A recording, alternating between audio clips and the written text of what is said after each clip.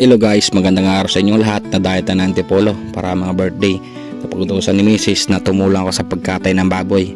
Naawa naman ako sa bayaw ko, yung naka-red. Shout out kay Kuya Dodo, yung nag-ikot-ikot. Tinulungan ko na hanggang sa may raos namin, hanggang sa maluto talaga. Hindi biro yung paglilitsyon. Init, pagod, puyat, tsaka yung pagtanggal ng balahibo.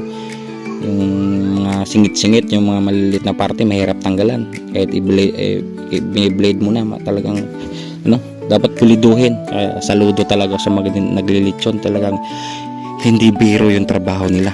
First time kong naranasan, although nakikita ko dati si tatay ko naglilitsyon tsaka nagkakatay din ng baboy. Talagang bata-bata pa ako noon, wala pa ako sa isip ko kung anong mga pinagagawa, basta matikman ko lang yung balat, okay na sa akin. Kaya saludo talaga ako, hindi biro. Parang mauna pa akong yung init kalaban, parang mauna ka pang matusta. Naglalangis na ako dyan.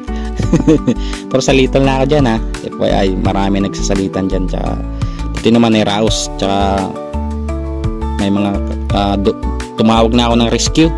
Yung isa kang kapatid ni Mrs. ko, yung bunso nila, tinawagan ko na, sabi ko tulong tulungan mo kami dito. Yun, siya naglinis ng laman loob, tsaka yung nag-agis-agis kanina start ng clip, naglilitsyon talaga yon. Siya yung inayos niya pa muna yung pagtali namin, tsaka nahirapan kami sa pagtuhog niyan.